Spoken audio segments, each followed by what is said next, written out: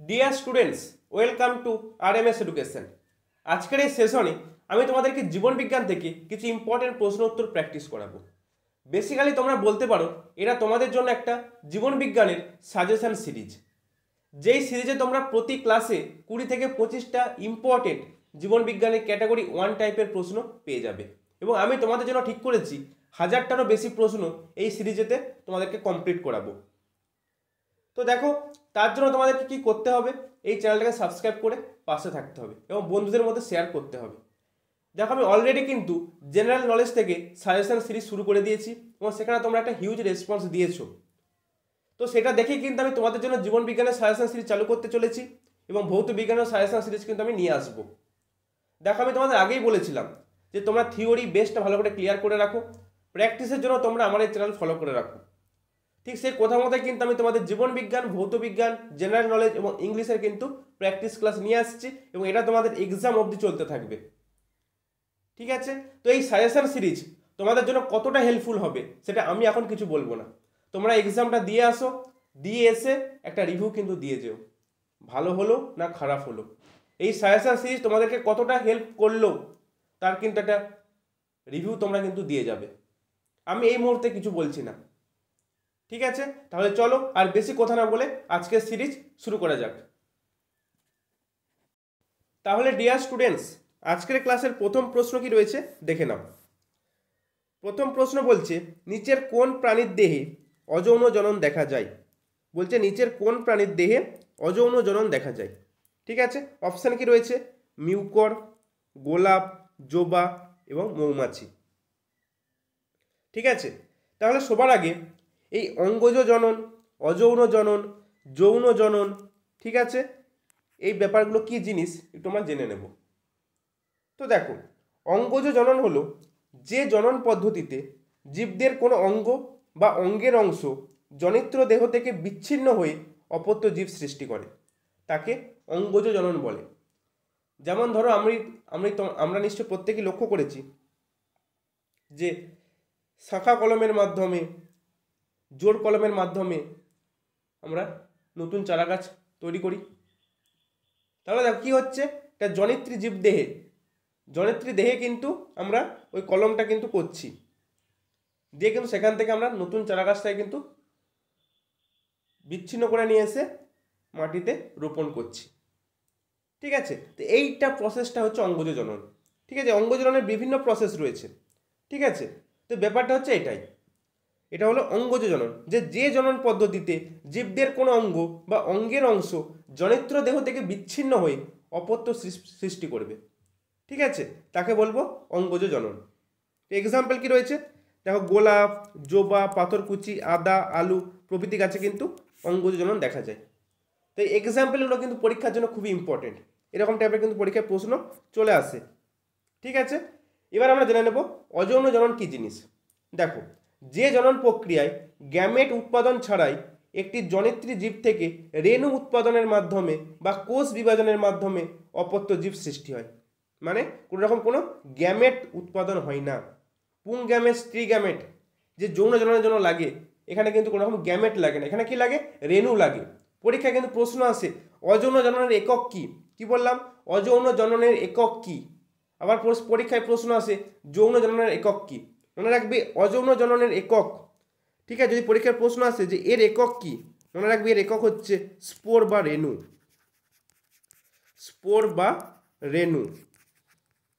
ঠিক আছে, আর যদি বলে যৌন জননের একক, তখন তুমি লিখবে গ্যামেট। ঠিক আছে, ক্লিয়ার হলো? মানে এখানেতে অযৌন জননে কোনো রকম গ্যামেট উৎপাদন হয় না, তো কিসের মাধ্যমে হয়? রেণু উৎপাদনের মাধ্যমে বা কোষ বিভাজনের মাধ্যমে কিন্তু নতুন অপত্য জীব সৃষ্টি হয়, সেটাই হচ্ছে অযৌন জনন। তো মিউকর, অ্যাগারিকাস এইসব ছত্রাকের দেহে, অ্যামিবা, হাইড্রা এইসব জীবে কিন্তু এই অযৌন জনন কিন্তু দেখা যায়। ঠিক আছে, নেক্সট দেখো যৌন জনন, যে জনন প্রক্রিয়ায় দুটো ভিন্নধর্মী গ্যামেট মিলনের ফলে কিন্তু অপত্য জীব সৃষ্টি হচ্ছে, পুং গ্যামেট এবং স্ত্রী গ্যামেট, তাই তো, দুটো ভিন্নধর্মী। এই দুটো ভিন্নধর্মী গ্যামেটের মিলনের ফলে নতুন অপত্য জীব সৃষ্টি হবে, তাকেই বলবো যৌন জনন। ঠিক আছে, সমস্ত উন্নত শ্রেণীর উদ্ভিদ প্রাণীদের কিন্তু এই প্রকার জনন দেখা যায়। ঠিক আছে, আরেকটা জিনিস এখান থেকে খুব ইম্পর্টেন্ট, সেটা হলো অপুংজনী, বা এর আরেকটা নাম রয়েছে পার্থেনোজেনেসিস, বারে বারে কিন্তু পরীক্ষায় চলে আসে পার্থেনোজেনেসিস, এই টার্মটা কিন্তু খুব ভালোভাবে মনে রাখবে, পার্থেনোজেনেসিস বা অপুংজনি। ঠিক আছে, দেখো পার্থেনোজেনেসিস এই ব্যাপারটা কি, যে জনন প্রক্রিয়ায় নিষেক ছাড়াই অনিষিক্ত ডিম্বাণু থেকে সরাসরি অপত্য জীব সৃষ্টি হয়। ঠিক আছে, সেই প্রসেসকে বলা হচ্ছে অপুংজনি বা পার্থেনোজেনেসিস। কাদের দিয়ে দেখা যায়, এক্সাম্পলগুলো কিন্তু খুব ভালোভাবে মনে রাখবে, পরীক্ষায় বারে বারে আসে, বোলতা, মৌমাছি, পিঁপড়ে, এদের দেহে কিন্তু এই পদ্ধতিতে জনন দেখা যায়। ঠিক আছে, তাহলে এই প্রতিটা এক্সাম্পল কিন্তু খুব ভালোভাবে মনে রাখতে হবে তোমাদেরকে। ঠিক আছে, তাহলে এই প্রশ্নের সঠিক উত্তর কি হয়ে যাবে, নিচের কোন প্রাণীর দেহে অযৌন জনন দেখা যায়, অপশন এ। ঠিক আছে, মিউকরের দেহে। আর এই গোলাপ, জবা এদের দেহে দেখা যাচ্ছে অঙ্গজ জনন, আর মৌমাছিদের দেখা যাচ্ছে অপুংজনি। ঠিক আছে, ক্লিয়ার হলো প্রত্যেকের যে অঙ্গজ জনন, অযৌন জনন, যৌন জনন এবং অপুংজনি এই ব্যাপারগুলো কি, এইভাবেই কিন্তু প্রতিটা ক্লাস হবে। ঠিক আছে, আজকে সেজন্য প্রতিটা প্রশ্ন কিন্তু এইভাবেই কিন্তু বিশ্লেষণ করা হবে। ঠিক আছে, যা যা প্রশ্ন আসতে পারে সবটাই কিন্তু আলোচনা করব আমি। ঠিক আছে, তো পুরো সেশনটা প্রথম থেকে শেষ অবধি দেখো, আশা করছি হেল্পফুল হবে তোমাদের জন্য। তাহলে চলো নেক্সট প্রশ্ন কি রয়েছে দেখে নিই। পরের প্রশ্নে কি বলছে দেখো, বলছে প্রদত্ত গ্রন্থিগুলির মধ্যে কোনটি অন্তঃক্ষরা গ্রন্থি নয়। দেখো এই যে নয় লেখাটা, এই নয় শব্দটা কিন্তু আমরা পরীক্ষার সময় অনেক সময় চোখে দেখতে পাই না, তাই তো, তো প্রশ্নকে তো খুব ভালোভাবে পড়তে হবে। বলছে চারটে অপশানের মধ্যে, চারটে গ্রন্থির মধ্যে কোনটা অন্তঃক্ষরা গ্রন্থি নয় সেটা তোমাকে খুঁজে বের করতে হবে। ঠিক আছে, তো অন্তঃক্ষরা গ্রন্থি কি জিনিস না, যেসব গ্রন্থির ক্ষরণ সরাসরি রক্তে মিশে যায় এবং এই গ্রন্থিগুলো হরমোন ক্ষরণ করে। ঠিক আছে, কোনো রকম নালীর সাহায্য ছাড়াই কিন্তু সরাসরি রক্তে মিশে যাচ্ছে, তাদের কি বলা হচ্ছে অন্তঃক্ষরা গ্রন্থি। যেমন পিটুটারি গ্রন্থি, থাইরয়েড গ্রন্থি, অ্যাড্রিনাল গ্রন্থি, এগুলো হচ্ছে অন্তঃক্ষরা গ্রন্থি। তাহলে বহিঃক্ষরা গ্রন্থি কি না, এই গ্রন্থির ক্ষরণ সরাসরি নালীর মাধ্যমে কিন্তু দেহের বাইরে মানে গ্রন্থির বাইরে নিঃসৃত হয়। যেমন লালা গ্রন্থি, লালা গ্রন্থিগুলো হচ্ছে বহিঃক্ষরা গ্রন্থি। তাহলে বহিঃক্ষরা গ্রন্থি কি হলো, লালা গ্রন্থি। ঠিক আছে, এবার এখানে যদি বলে মিশ্র গ্রন্থি, মিশ্র গ্রন্থি কী হবে, যদি পরীক্ষায় চলে আসে নিচের গ্রন্থি মিশ্র গ্রন্থি। দেখো মিশ্র গ্রন্থি হলো যেসব গ্রন্থি এই অন্তঃক্ষরা গ্রন্থি এবং বহিঃক্ষরা গ্রন্থির সমন্বয়ে গঠিত। ঠিক আছে, যেমন কি, যেমন হচ্ছে শুক্রাশয়, ডিম্বাশয়। ঠিক আছে, এছাড়া তোমার হবে অগ্নাশয়, যকৃৎ, যকৃৎ, অগ্নাশয়, এগুলো হচ্ছে সব কিন্তু মিশ্র গ্রন্থি। ঠিক আছে, কি কি বললাম, শুক্রাশয়, ডিম্বাশয়, যকৃৎ, অগ্নাশয়, এগুলো হচ্ছে সবগুলোই কিন্তু মিশ্র গ্রন্থি। ঠিক আছে, তাহলে অন্তঃক্ষরা গ্রন্থি কী কী পেলাম, পিটুটারি গ্রন্থি, থাইরয়েড গ্রন্থি, অ্যাড্রিনাল গ্রন্থি, লালা গ্রন্থি পেলাম, বহিঃক্ষরা গ্রন্থি। তাহলে আমাকে প্রশ্নে কি বলেছে, নিচের কোনটি অন্তঃক্ষরা গ্রন্থি নয়। দেখো পিটুটারি অন্তঃক্ষরা, থাইরয়েড অন্তঃক্ষরা, অ্যাড্রিনালও অন্তঃক্ষরা গ্রন্থি, কোনটি নয় বলেছে, মানে অপশন ডি হবে কিন্তু এই প্রশ্নের সঠিক উত্তর। মানে ইনডিরেক্টলি তোমাকে কোনটি বহিঃক্ষরা গ্রন্থি বা কোনটি মিশ্র গ্রন্থি জানতে চেয়েছে, তাই তো। তাহলে অপশন ডি হলো কিন্তু এই প্রশ্নের সঠিক উত্তর। আরেকটা জিনিস মনে রাখবে, এই অন্তঃক্ষরা গ্রন্থিকে কিন্তু অনাল গ্রন্থিও বলে। অনাল গ্রন্থি কি বললাম, অনাল, বহিঃক্ষরা বা সোনাল গ্রন্থি, সোনাল। ঠিক আছে, আর অন্তঃক্ষরা মানে বললাম, অন্তঃক্ষরাটার নাম কি বললাম, অনাল গ্রন্থি। অনেক সময় কিন্তু পরীক্ষায় অনালও চলে আসতে পারে, ঘাবড়ে যাওয়ার কিন্তু কিছু নেই, অনাল গ্রন্থি। ক্লিয়ার প্রত্যেকের। আর এই পিডিএফটা কিন্তু আমি তোমাদের হোয়াটসঅ্যাপ গ্রুপ যেটা রয়েছে, এই ভিডিও ডেসক্রিপশনে হোয়াটসঅ্যাপ গ্রুপ থাকবে, লিঙ্ক দেওয়া থাকবে, সেখানে জয়েন হয়ে যাবে, এই পিডিএফ কিন্তু তোমরা পেয়ে যাবে। ঠিক আছে, তাহলে চলো নেক্সট প্রশ্ন কি রয়েছে দেখে নিই। পরের প্রশ্ন বলছে নিকট দৃষ্টি সম্পন্ন ত্রুটি ঠিক করা যাবে কোন লেন্স ব্যবহার করে, অবতল লেন্স দ্বারা, অভিসারী লেন্স দ্বারা, নলাকার লেন্স দ্বারা এবং অপশান ডিতে আছে উত্তল লেন্স দ্বারা। ঠিক আছে, তো নিকটবদ্ধ দৃষ্টি বা এর আরেকটা নাম রয়েছে মায়োপিয়া, খুব ভালোভাবে কিন্তু এই নামটা মনে রাখবে, পরীক্ষায় কিন্তু অনেক সময় মায়োপিয়া আক্রান্ত রোগীকে দিয়ে প্রশ্ন চলে আসতে পারে যে মায়োপিয়া আক্রান্ত রোগীকে নিজের কোন লেন্সটি ব্যবহার করা যাবে রোগীর জন্য। ঠিক আছে, তো কি হয় এই রোগেতে, এই রোগেতে হয়ে থাকে দূরের দৃষ্টিটা ব্যাহত হয় এবং নিকটের দৃষ্টি ঠিক থাকে।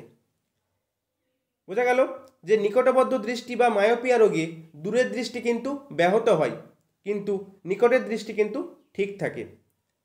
ঠিক আছে, তো এই ধরনের ত্রুটি তোমার রিমুভাল করা যাবে, মানে ত্রুটিটাকে ঠিক করা যাবে কি ব্যবহার করে? অবতল লেন্স যুক্ত চশমা ব্যবহার করে। ঠিক আছে, তাহলে তোমাকে পরীক্ষায় যদি প্রশ্ন আসে যে একজন মায়োপিয়া আক্রান্ত রোগীকে তুমি নিচের কোন লেন্সের চশমা ইউজ করাবে, তুমি তখন কি বলবে? অবতল লেন্স যুক্ত চশমা ইউজ করাবো আমি। ঠিক আছে, তো এবার আমি দেখে নেব হাইপারমেট্রোপিয়া বা দূরভদ্র দৃষ্টি এই ব্যাপারটা কি না। এখানে ঠিক উল্টো হবে, মানে নিকটের দৃষ্টিটা ব্যাহত হবে কিন্তু দূরের দৃষ্টি ঠিক থাকবে। ঠিক আছে, তো এই সমস্যায় আমরা উত্তল লেন্স যুক্ত চশমা ব্যবহার করব।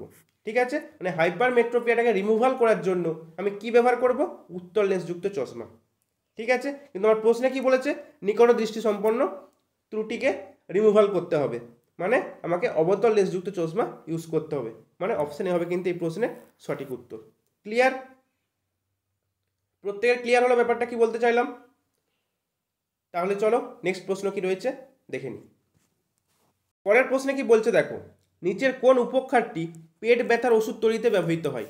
স্ট্রিকনিন, অ্যাট্রোপিন, রেসারপিন এবং অপশান দিতে আছে মরফিন।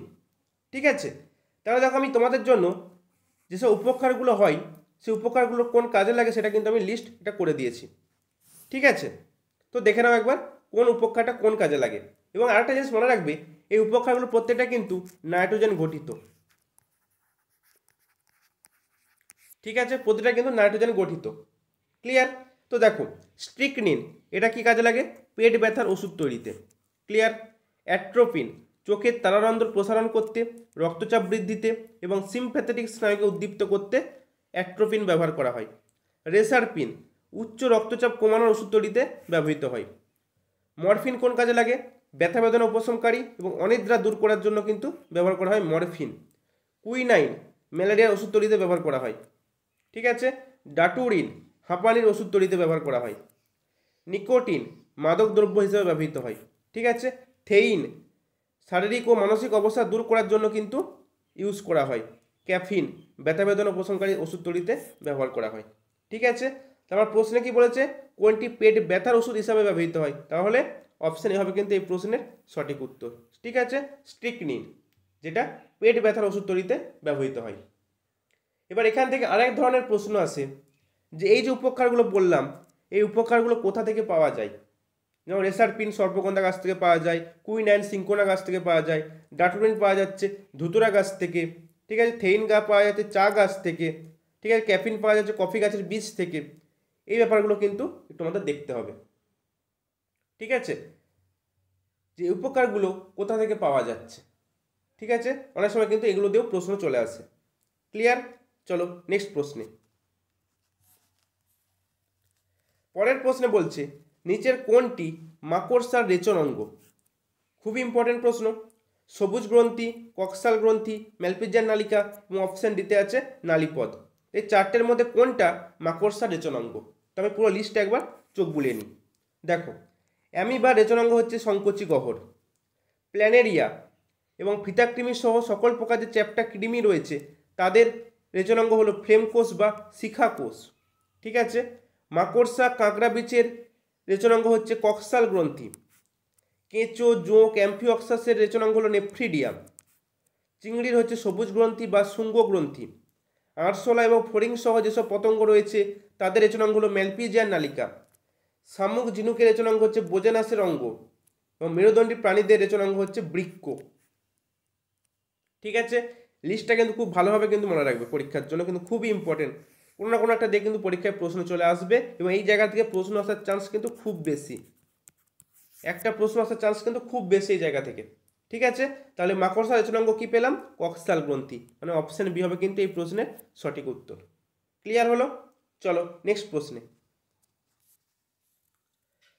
বলছে লজ্জাবতী গাছ স্পর্শ করলে সঙ্গে সঙ্গে পাতাগুলি মুদে যায়, তাই তো? আমরা লক্ষ্য করেছি নিশ্চয়ই, লজ্জাবতী গাছকে স্পর্শ করলে সঙ্গে সঙ্গে পাতাগুলো গুটিয়ে যায়। ঠিক আছে, ওটাকে বিজ্ঞানের ভাষায় বলে মুদে যায়। তো এটি কী প্রকারের চলন?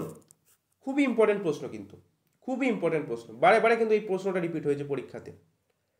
তো দেখো তার আগে বিভিন্ন প্রকারের চলন সম্পর্কে তোমরা জেনে নিই। দেখো উদ্দীপকের তীব্রতা অনুসারে চলন, বিভিন্ন প্রকারের চলন দেখা যায়। ঠিক আছে, যেমন দেখো ফটোনেস্টি চলন, মানে আলোর তীব্রতার প্রভাবে ঘটে কিন্তু এই চলন। পদ্মফুল, সূর্যমুখী, তেঁতুল এইসব গাছে কিন্তু ফটোনেষ্টি চলন দেখা যায়। থার্মোনেষ্টি চলন উষ্ণতা তীব্রতার প্রভাবে ঘটে, যেমন টিউলিপ।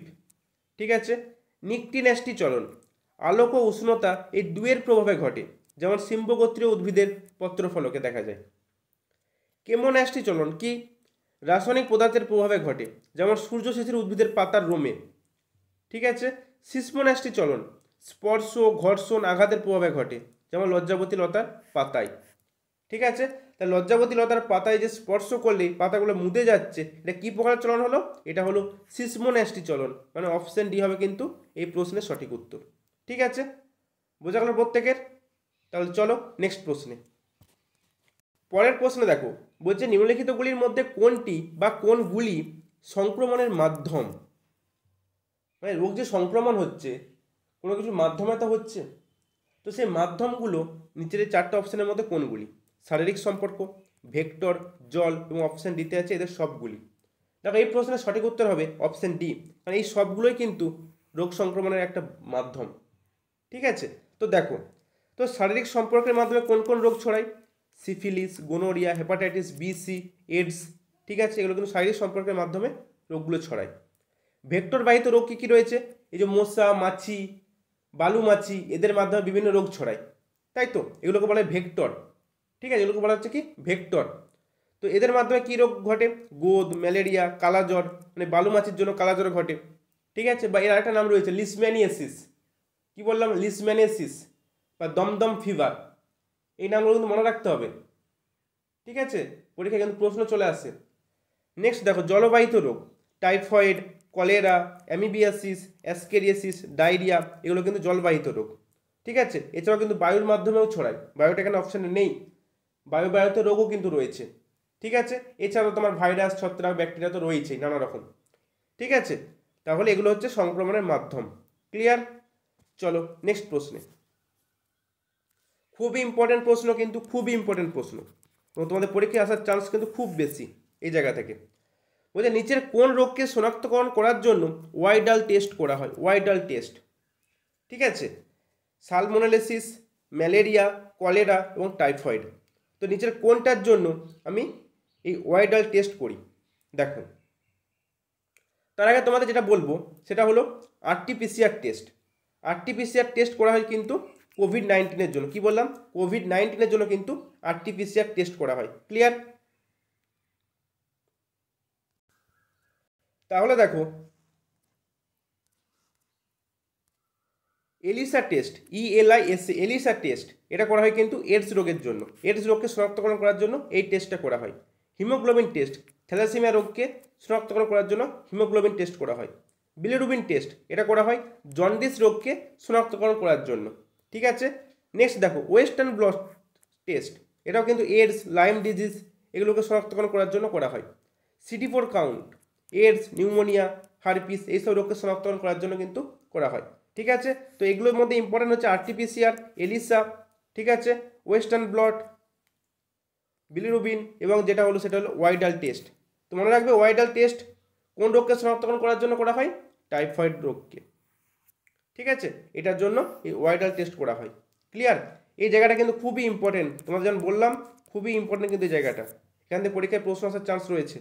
ঠিক আছে, চলো নেক্সট প্রশ্নে। বলছে নিচের কোন বিষাক্ত রাসায়নিক মৌলটি জাপানের মিনামাটা রোগের কারণ হয়েছিল? ঠিক আছে, জাপানে যে মিনামাটা রোগ হয়েছিল সেটা নিচের কোন বিষাক্ত মৌলের জন্য কিন্তু হয়েছিল। মানে এক কথায় জানতে চেয়েছে যে মিনামাটা রোগ কোন রাসায়নিক মৌলের প্রভাবে ঘটে। ঠিক আছে, তো অপশান কি রয়েছে? ইউরেনিয়াম, পারদ, ক্যাডমিয়াম এবং আর্সেনিক। ঠিক আছে, তাহলে দেখো, এই মিনামাটা রোগ কিন্তু হয় পারদের অভাবে। ঠিক আছে, পারদের প্রভাবে কিন্তু এই মিনামাটা রোগ হয়। ঠিক আছে, পারদের জন্য এই মিনামাটা রোগ হয়। তো এবার আমরা দেখে নেব এখান থেকে কিছু ইম্পর্টেন্ট এক্সাম্পল। ক্যাডমিয়াম, এই ক্যাডমিয়ামের প্রভাবে হয়ে থাকে ইটাই বা আউচ রোগ। ঠিক আছে, আর্সেনিকের প্রভাবে হয়ে থাকে ব্ল্যাক ফুট ডিজিজ। ক্যালসিয়ামের প্রভাবে হয়ে থাকে রিকেট, অস্টিওম্যালেসিয়া, দাঁতের ক্ষয়। লোহার প্রভাবে হয়ে থাকে অ্যানিমিয়া। আয়োডিনের জন্য হয়ে থাকে গয়টার। পটাশিয়ামের জন্য হয়ে থাকে বন্ধ্যাত্ব। খুবই ইম্পর্টেন্ট জায়গা কিন্তু এটাও, পরীক্ষায় আসার মতো জায়গা কিন্তু। ঠিক আছে, তো তো প্রতিটা রোগ কিন্তু কোন মৌলের প্রভাবে ঘটে খুব ভালোভাবে দেখে রাখবে। ঠিক আছে, চলো নেক্সট প্রশ্নে। পরের প্রশ্নে কি বলছে, নিচের কোনটি বন্ধ্যাত্ব প্রতিরোধী ভিটামিন?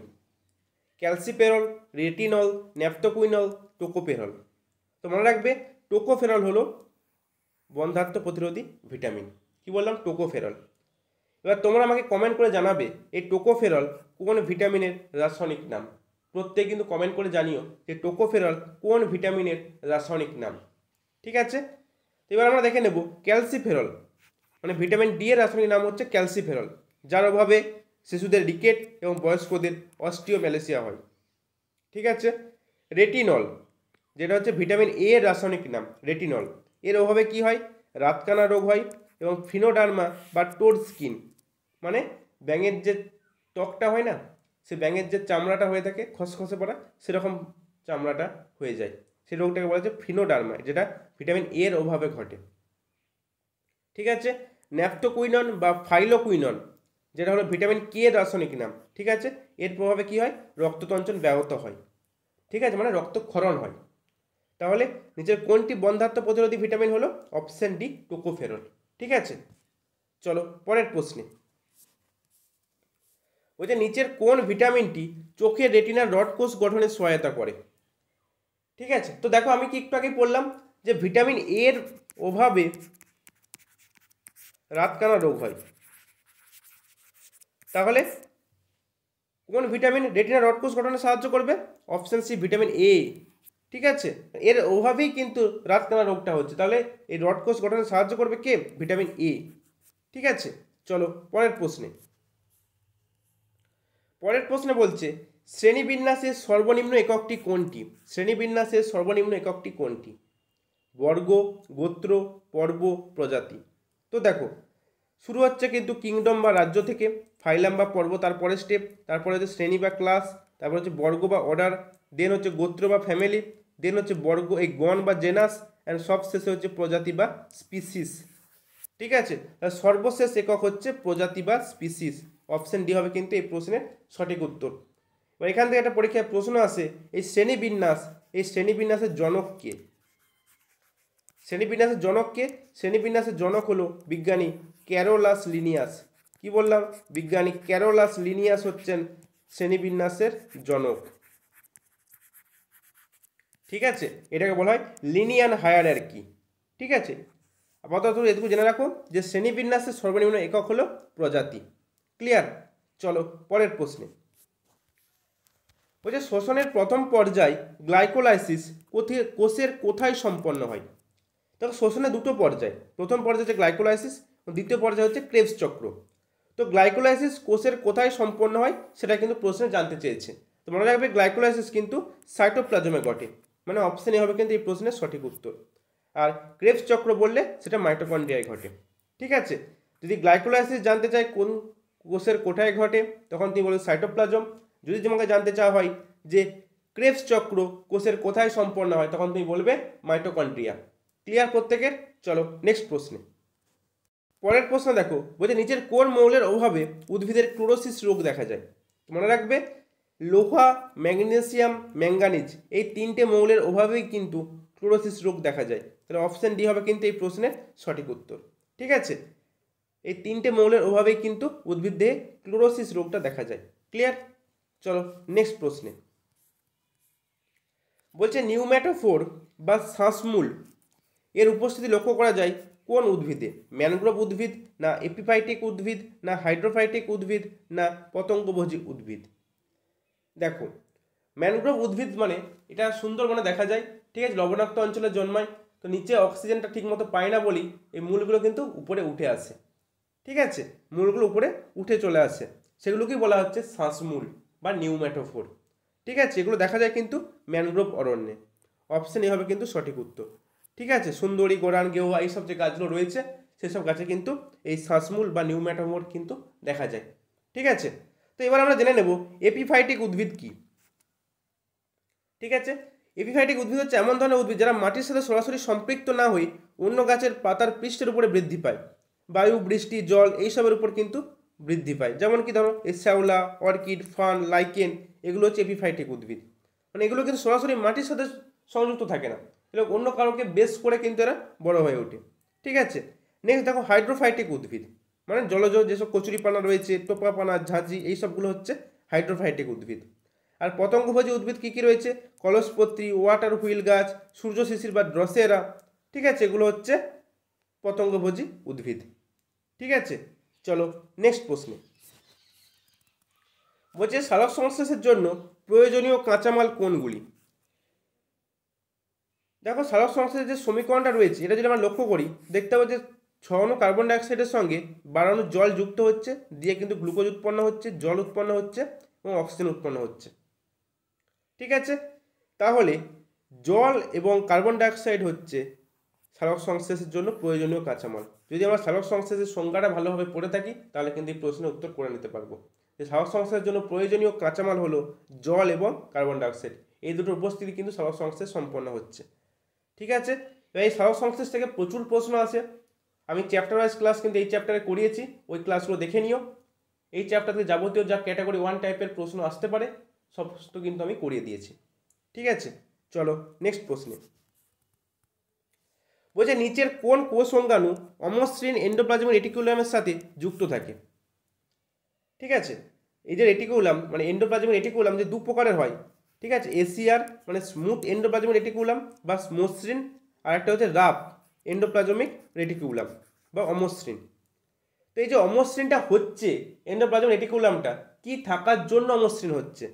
রাইবোজোম না লাইসোজোম না সেন্ট্রোজোম না পারক্সিজোম? মনে রাখবে এই যে রাফ এন্ডোপ্লাজমিক রেটিকুলাম বা এটাকে বলা হচ্ছে অমসৃণ, মানে ইংলিশটা তো হচ্ছে রাফ, রাফ মানে অমসৃণ, এটা হচ্ছে অমসৃণ। ঠিক আছে, এটা হচ্ছে স্মুথ, স্মুথ মানে হচ্ছে মসৃণ। ঠিক আছে, তো এদের গায়ে রাইবোজোম দানা থাকে। ঠিক আছে, তার জন্যই কিন্তু অমসৃণ লাগে, মানে অপশন এ হবে কিন্তু সঠিক উত্তর। ঠিক আছে, এর কাজ কি? কাজ হচ্ছে প্রোটিন সংশ্লেষে সাহায্য করা। রাইবোজোমের কাজও কিন্তু প্রোটিন সংশ্লেষে সাহায্য করা, আর রাইবোজোম থাকছে মানে তারও কাজ কিন্তু ওটাই হবে। আর স্মুথের গায়ে কিন্তু থাকবে না, সেজন্য সেটা স্মুথ। এর কাজ কি? ফ্যাট, লিপিড ও স্টেরয়েড সংশ্লেষে সাহায্য করা। ঠিক আছে, ক্লিয়ার প্রত্যেকের? তাহলে চলো নেক্সট প্রশ্নে। পরের প্রশ্নে বলছি নিচের কোন কোষ অঙ্গাণুকে অ্যাটম বম অফ সেল বলা হয়? Atom bomb of cell, ribosome, lysosome, mitochondria, nucleus. তো মনে রাখবে এই লাইসোজোমকে বলা হচ্ছে কিন্তু অ্যাটম বম অফ সেল। ঠিক আছে, কি বললাম? Atom bomb of cell. এর আরও নাম রয়েছে, কি কি রয়েছে? সুইসাইডাল ব্যাগ বা আত্মঘাতী তলি, ডাস্টবিন অফ সেল। ঠিক আছে, এছাড়াও অ্যাটম বম অফ সেল। নামগুলো কিন্তু খুব ভালোভাবে মনে রাখবে, তিনটে নাম, অ্যাটম বম্ব অফ সেল এবং সুইসাইডাল ব্যাগ, এটা নিশ্চয়ই আমরা প্রত্যেকেই জানি, কিন্তু ডাস্টবিন অফ সেল এটা কিন্তু জানি না, এটা কিন্তু মনে রাখবে। ঠিক আছে, তো বিজ্ঞানী ডি ডুভে ইনি লাইসোজোম আবিষ্কার করেন। ঠিক আছে, আর মনে রাখবে উদ্ভিদ দেহের লাইসোজোম স্ফেরোজোম নামে পরিচিত। ঠিক আছে, উদ্ভিদে যে লাইসোজোম থাকে সেটার নাম হচ্ছে স্ফেরোজোম। এরা হাইড্রোলাইটিক বা আর্দ্র বিশ্লেষণকারী উৎসেচক সঞ্চয় করে রাখে এবং এরা অন্তঃকোষীয় পরিপাকে সাহায্য করে।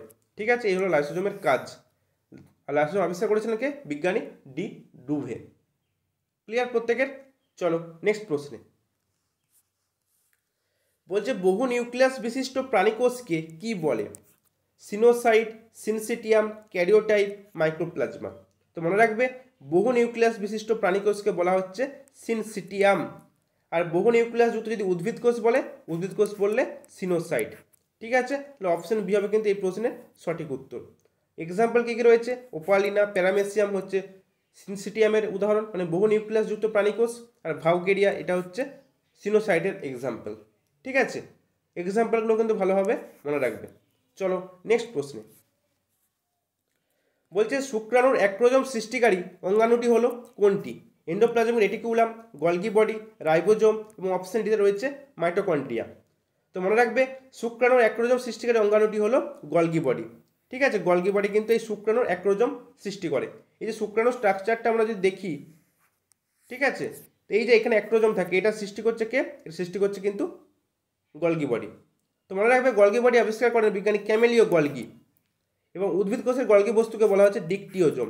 যেমন উদ্ভিদ কোষের লাইসোজোমকে বলা হচ্ছে স্ফেরোজোম, ঠিক তেমনই উদ্ভিদ কোষের গলগি বস্তুকে বলা হচ্ছে ডিকটিওজোম। ঠিক আছে, এর প্রধান কাজ কি? লিপিড, প্রোটিন, উৎসেচক, হরমোন, মিউকাস ইত্যাদি ক্ষরণ করা। ঠিক আছে, এই গেল গলগি বডির কাজ। ক্লিয়ার প্রত্যেকের? তাহলে শুক্রাণুর অ্যাক্রোজোম সৃষ্টির অঙ্গাণু হলো গলগি বডি। ঠিক আছে, তো ডিয়ার স্টুডেন্টস, এই ছিল আজকের সেশন।